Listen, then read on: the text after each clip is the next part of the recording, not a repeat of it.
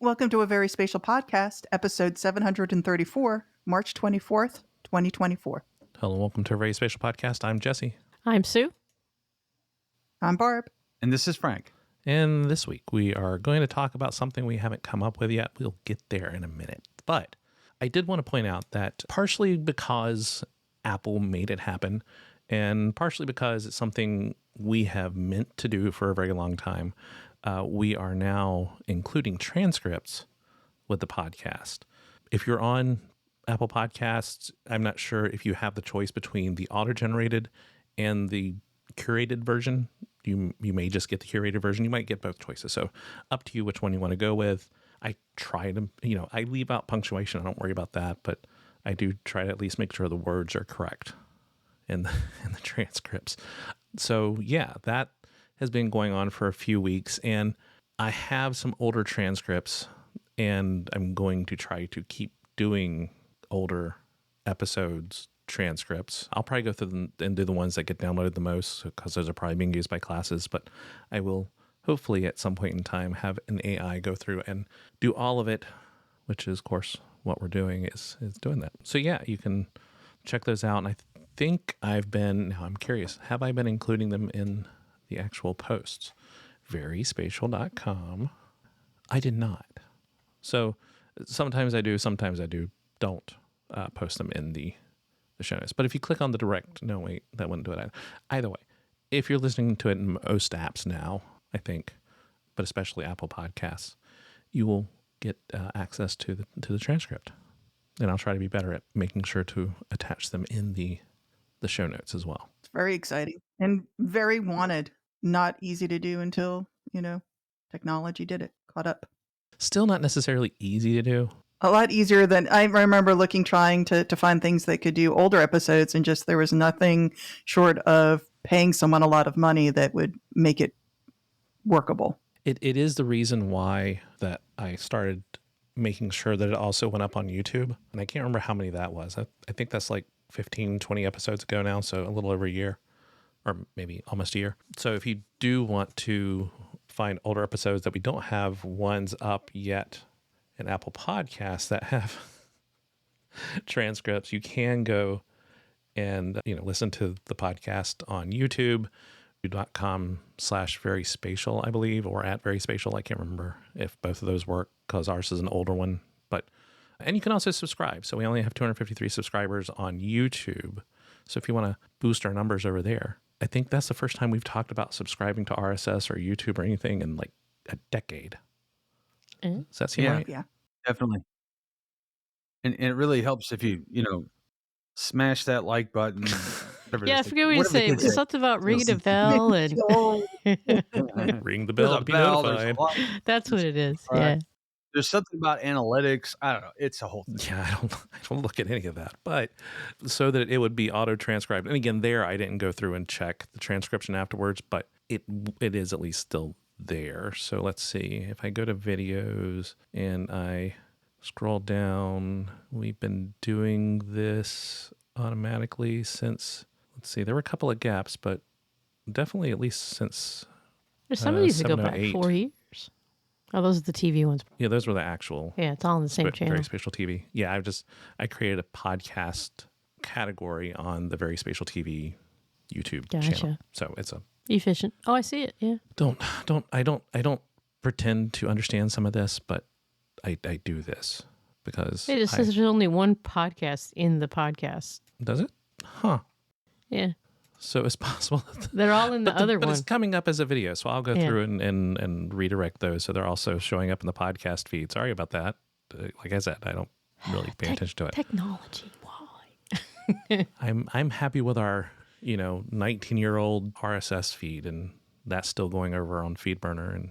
But I will fix this so that if you do subscribe to podcasts in YouTube, that you'll be able to do that and get more than just episode 720. Oh, is that how that works? Okay, so that does matter for that then, huh? If you wanted to show up in podcasts and YouTube, yeah. Gotcha. I don't know. Maybe we should talk about some news. On to the news. Yes. First up the news, the FCC has raised the speeds for broadband from the in my opinion, relatively antiquated 25 megabits per second download, 3 megabits per second upload to 100 megabits per second download and 20 megabits per second upload. Now, that's important because so much of the things we do require broadband in some form or fashion to function at all, in my opinion. So having that minimum barrier of entry for companies to say, look, if you want to label this as broadband, this is the minimum barrier that you have to hit, is critical to making sure that underserved areas in particular get access to the speeds necessary to sort of live in the 21st century. And so, yeah, I think one of the big things there is that, it was only 4 years ago that it got, or around 4 years ago, 4 or 5 years ago, that it got shifted to 25.3, and we were somewhat excited, but a little bit tentative then. Just like I think we're somewhat excited, but a little bit tentative now about the 100/25. Which I'm just thinking about time. Even though, yeah. Well, I mean, for me, it's I was just looking at my broadband, and it's got the ubiquitous up to on everything. So my broadband is significantly higher than that, but it's up to. So how much am I actually getting? As long as this is a floor, then it's good. But it could be better. Well, and whenever you talk about 4G, it's generally about that. 5G significantly faster than that, depending on which type of 5G you're on. Yeah. So even for the wireless, we're talking about speeds that are better than that. And whenever we're talking about a lot of places have gone to fiber, half a gigabit, not out of the realm of possibility as kind of your standard. Well, in theory, I'm getting over a gig at 1.2. It's up to 1.2 megabits per second. It was 1.2 gigabits per second, 1,200 megabits per second, which really, I don't actually believe you. But that's what it says. That's what the plan says. Ours is 500, and whenever I do the test, I can get down at like 560 to 600. So, and again, it is, take yours with a grain of salt, because they're all commercial companies, but some are, more commercial than others. So we're on a cooperative. And so I think they tend to kind of undersell what they're offering you. Whereas, the other big names tend to oversell. Yeah. Right now, this is a little slower than I'm used to getting. Normally I'm bouncing around 100, but right now we're getting about 50 to 60. On theory, I'm paying for up to 1.2 gigabit. So, I call me skeptical. That's all I'm saying. Yeah. But it's great that they're putting this floor down there to say, no, you got to get above that, which is wonderful, because that means in theory I'll be getting up to 100, over 100 instead of 50. It also means that now we're going to have to wait for the new set of broadband maps that reflect the new numbers. It would be good to have, even any broadband maps. Yeah. Google has just announced that it's been using AI to successfully predict riverline floods. And so it's one of those things that you have to have sample data. You have to create training sets. You have to have these for specific areas. So it's not like they've been doing this across the globe. They've been doing this in very specific areas that they've been using as test cases and had data to build this. And so it's something that long-term hopefully will be able to be used to, help better understand what's going on a broader scale, on a global scale. But kind of one of those things that we got to wait and see long-term, how these localized training sets can be kind of an influence for broader areas. And of course, as we get better training data for more areas, we'll be able to see more going on outside of these specific areas they were looking at. I think that this is exciting, but also I'm kind of curious on the problem you have in flooding is everything is precipitated, pardon the use of the term there, but on the past being an accurate predictor for the future. And as we know, in the age of climate change, that's simply not true anymore. The problem is we have an increasingly better, but not a great understanding of how inaccurate it is. So its training data is going to be inaccurate. So, but hopefully it can account for that enough to be useful. Well, interestingly, This has been going on for a little while. They already have their proprietary flood hub, which goes back to 2022, I think it is that they said. But this is out. It seems to be outside of locations where you might normally get weather forecasting and flood forecasting. So they made their forecast available in their search engine, in Google Maps and Android notifications, but that's outside of kind of more traditional ways. And so I'm curious who they're working with. I mean, there's long history of flooding research from a lot of different organizations and researchers and so how they built the models and stuff.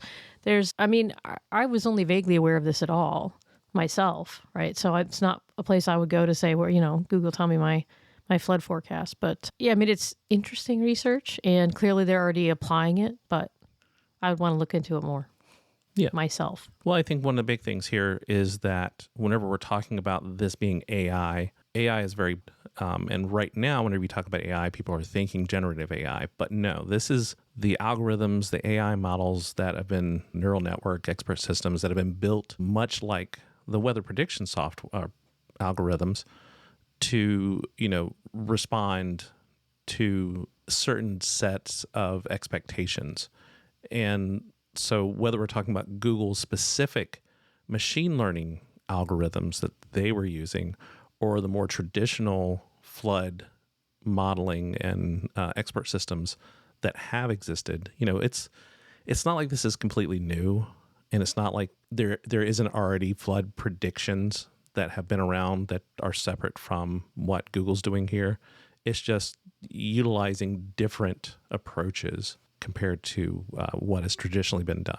Yeah, I think the extent, going to 80 countries is admirable, but also in, like you said, Jesse, this modeling like this has been around. What they're trying to do is something I think in the emergency management community is going to take time to step back, to take a step back and look to see how this accuracy is effective over time. The effectiveness in it is in how it's used.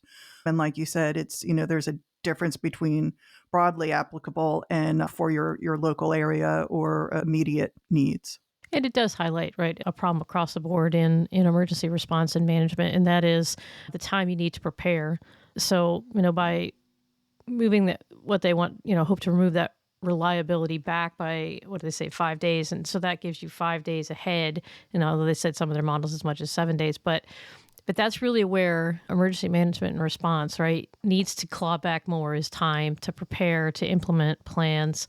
And that goes for lots of different events that can happen. And so, that's kind of the focus of a lot of this. And so interesting to see how they continue to develop it.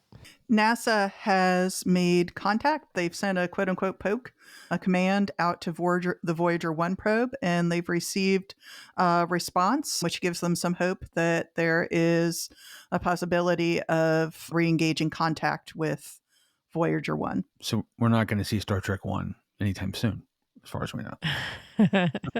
I was just thinking the same thing. I was just thinking about that. And I mean, how long it's been, right? Voyager 1 and 2 together launched in 1977. And they're still going through like the outer solar system stuff. Amazing. For me, it was funny because there was a lot of talk in different articles about, the commands that we're sending out to try to get that response. But everything just resulted in, they poked it. Which is still amazing that they were able to determine that they were in touch with it. So I guess they're in interstellar space. I guess they're kind of in whatever it is just past the solar system before they get to other stuff. It's a long time before they get to other stuff. Yeah, exactly. And that's it for the news. This week, we're going to talk about Citizen Science Month and Earth Day, both events that are going to be taking place in April. So what are we planning to do and what do we think about them? Or just what they are. What is Citizen Science Month? Citizen Science Month was started by the International Citizen Science Association. I believe they're out of Australia and they have expanded worldwide. And you will find also other groups, but Citizen Science Month is a celebration of and a call for people to do citizen science, which is citizens contributing to science projects using a lot of times location-based devices on their phones and contributing to the work of scientists and others worldwide and making an impact in their community, because a lot of times these are things being done by your local state agencies, your volunteer organizations such as Boy Scouts, Girl Scouts, and a lot of times your local environmental groups. So it could be even physical, such as water testing. There's a quote about it being one of the biggest changes in science has been the use of volunteers to be able to shorten the amount of time that it takes to collect and analyze data. Of course, that doesn't mean that all the data is perfect. And that's, one of the things that we kind of accept, whether we're talking about something like OpenStreetMap or I just forgot the name of the bird thing out of Cornell. I was just thinking about the bird count. Yeah. And tons of other citizen science things that have been going on, not just for the last 2 decades, but, some of them even longer. But it's about just having more data. And that's, as people who want to be able to use data to answer questions, it's great whenever a government agency has the bandwidth to create data sets. It's great whenever they're tasked when doing that by legislation, but they're creating those data sets for very specific purposes. And just because we can use that data, it doesn't necessarily mean it's the data that we need. And so if we can find other routes to get access to data, such as bringing more people in than what we have in our own teams to help us create these data sets, it just makes it better because data is good. Well, and I think too, some of it is, right, opportunity. So, we live in the coastal area, and I know that, and some of these, there are organized efforts for particular projects, and sometimes they're just requests to report so that, monitoring can go on. So I know, for example, along the coastal areas, people often report if they have sightings of marine life or things on the beach, like nests for sea turtles and stuff, and of course to stay away from them. I can remember, and it's interesting, right? Because when you're a researcher trying to understand and observe things, sometimes you can't be in the right place at the right time too. And I can remember a long time ago in upstate New York when I worked at Fort Drum, it was to much frustration of the wildlife biologists and others when those of us doing archaeology surveys would often report back some of the fauna that we would see, and they're like, "Wait a minute, please report it." And they actually gave us a form and said, "Please help." So it's pre sort of awareness of citizen science, but those are the types of things, right? Is we can't always observe the things we want to do as researchers, but if somebody else is in the right place at the right time, maybe they can make an observation that can ultimately help us. And so. You talk, Sue, and Jesse, you mentioned the bird count when you talk about something like Audubon, that the bird observations have been happening for more than 100 years. But then you went from the form to, keeping it in a journal, a written journal, to now being transcribed, and now us being able to do it with our phones to automatically be sent to the correct people. But yeah, it is a matter of timing, so that if you have them aggregated on, apps such as iNaturalist or SciStarter, or, in many cases, lots of governments have their own for citizen science related to the work being done by different agencies. In the US, it's, I think, citizenscience.gov, just literally written out, that it gives you an opportunity to go in there and, record things that you have access to that other people might not see. And in West Virginia, there's one for recording, I think it's mink. They're like an otter, but not an otter. I haven't ever seen one in the wild. They're mink. They used to be pretty Yeah. common where I grew up. Well, not during my life. Thanks to the coats. Highly specific to your region, because I know where I grew up, it wasn't mink, it was the kingfishers, I think. Is that it? The big mammals? Citizen science isn't just biology. So if it's not your thing, if that's just not something you're interested in, or you don't, you're not one to go walking in the woods or along the coast or something like that, there are a lot of other things you can get involved in with citizen science. I think arguably it wasn't called this, at least I don't think it was ever called this, but the SETI program, where, you could donate your computing power to trying to scan the night skies. That's a good example of citizen science. Just, sort of offshoring a bit of the hardware requirements needed to do that level of analysis. And in fact, the majority of the things that we can see in the night sky that may be of concern for the planet Earth, for impacts and that sort of thing, is often discovered and reported by citizens, because there's a lot of sky, and there's just not enough scientists to watch all of it and scan all of it. But when you dole that out among all the amateur astronomers out there, and an old friend of the podcast, Jeff Dunn, he is big into doing this, then, you can see a lot more out there, no pun intended, and detect it and, categorize it and watch it and make sure it's, you got your priorities straight. So there's a lot of other things out there beyond, looking for little critters, if that's not your thing. To go along with SETI at home, at the same time that was going on, you also had Fold at Home that was looking at chemical and cancer research. So basically, subsets that would take a while on a supercomputer. If you distribute the processing over it across thousands of idle PCs, PlayStations, whatever other devices had it running on it, you're talking about a massive amount of compute time for a lot of these projects. And so, yeah, whether you were actively involved or just providing service for, you're still supporting the scientific activity. And one of the problems out there, I would say one of the challenges going on, is that because this has become increasingly a popular method of interacting with the public, is that you have to look at the quality of what people are collecting, but also what people are putting out there, what they're creating. It's become a specialty area for making sure that, the data you're collecting is the data that you want, and that it's almost become a part of the profession within a lot of organizations that are out there. And partially, sometimes you see it and it's related to marketing. You're like, oh, I feel like this is citizen science, but also it's just a way to get some marketing to what this company is doing. I'm curious if there's, so you have instructional design, right? That's a degree you can get where you're coming up with a way to teach, effectively concepts. I wonder if you can get a degree in citizen science design or something like that. There are not necessarily specific degrees in it, but there are definitely people who are doing graduate work that's specifically focused on it. So, yeah. That would be an interesting, because the way you set up a citizen science project is obviously it's, science. So there is a scientific processy behind it, or processes behind it that you have to meet, but also the way to minimize the noise or the ambiguity of the data. You got to set those things up well so that is not going to junk up your results, or at least minimize the amount of junk you get in your results. So that's a skill, and a pretty noteworthy skill. And Barbara mentioned PR, and I think it's definitely related to interactions with the public and the marketing side of things, and making the science a little sexier and a little more visible.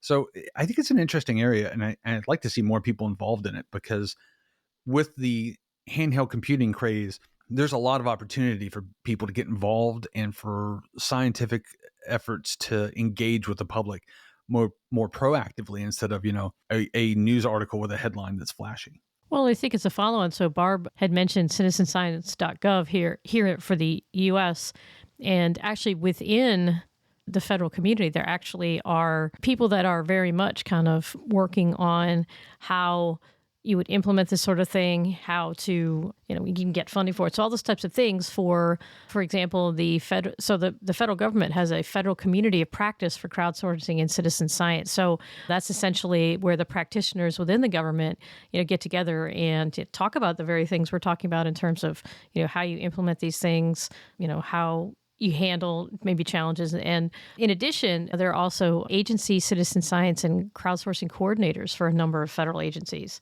So this is obviously one small area where crowdsourcing and citizen science are implemented, but there are a number of agencies within government. I mean, NASA comes to mind, and others that have been really good as this movement has gained steam, right? Have been really good at figuring out how to do it for lots of projects.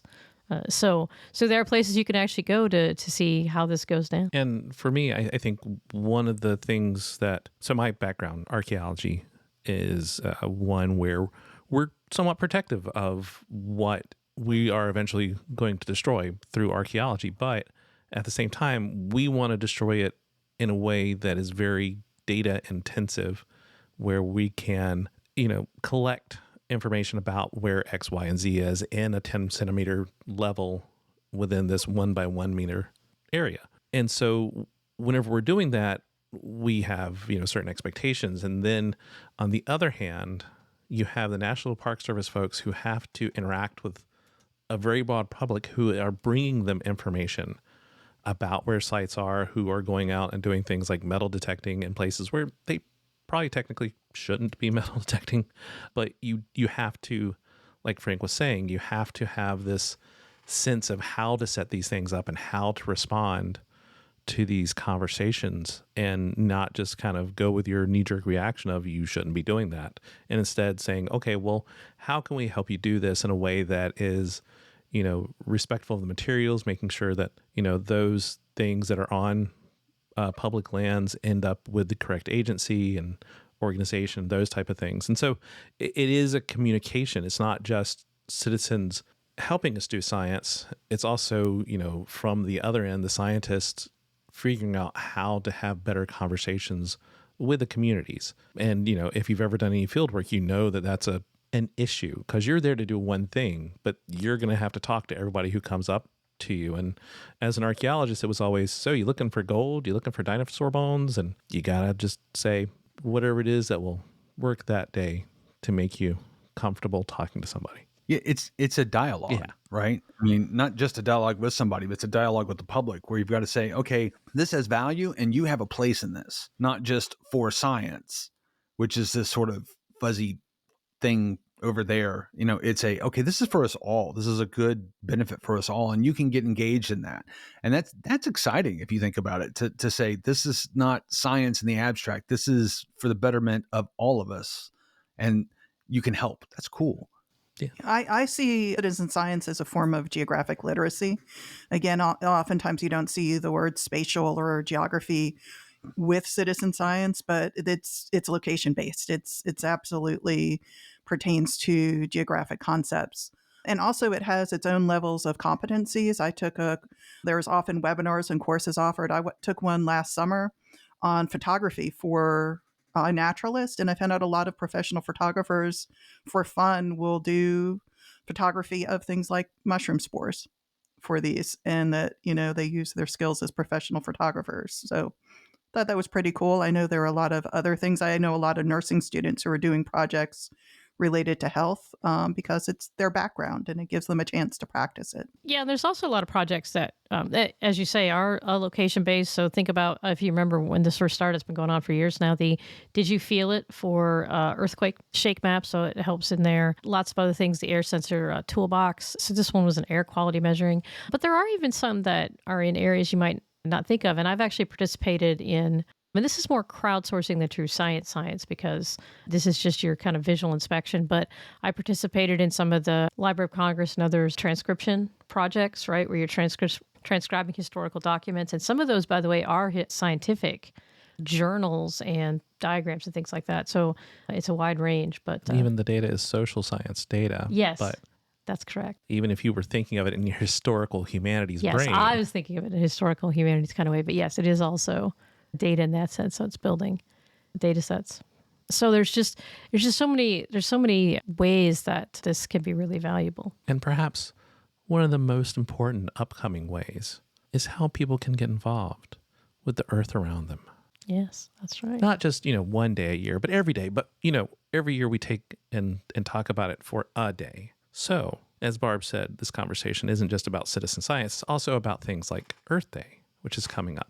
So Earth Day, the celebration of the Earth based on a lot of the knowledge that we gained when we saw planet Earth from space and saw where we are in the universe. And then it led to that groundswell of support for an environmental change and protections leading to Earth Day.